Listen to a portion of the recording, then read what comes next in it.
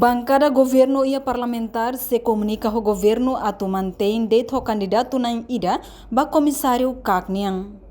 Chefe bancada Fretilin, Aniceto Longuinhos Monteiro Lopes Satetem, liga a declaração bancada oposição niang, nebe ameaça se ela marca presença e a votação, banhira governo mantém o candidato na Ruané. Honune vice-chefe bancada CNRT, Patrocínio Fernandes informa, ba jornalista sira e Parlamento Nacional, quinta-feira ne Katak, bancada governo halo ona consenso, mas be oposição mantém o candidato na ida.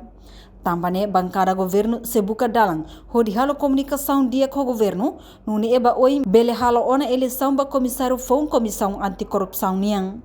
Ang buka hela entendimento ba malo, hodi halo processo meu ba halo lai processo lao hela halo processo ba hela entendimento. E Fretilin ne akara dente sai o candidato ide governo como mai o candidato. Si buka hela halo comunicação com governo, anu sama bel mai o candidato ide per poi si bele hela. Komunikasi sama governo yang respons terhadap determinan kandidat itu. To minuto ida né. Se lá cimo resposta dele, mas ao fim que o governo ainda vontade de ter força no samba problema, né? Desde que o governo apresenta candidato do mais, depois o parlamento até que kata que o baía de para tudo é mais do parlamento nacional, né? Kata comissário cá que é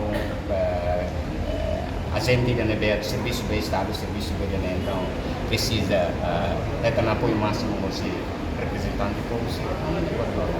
Bancada senador aceita a ideia Fretilin kata presiden kandidat itu. Anda? Bancada senador aceita a ideia Fretilin kata presiden kandidat. Candidato mai tolo mai hat ko kursi de ide maksi eleito to, ya satu buka dulu hau itu mai lah.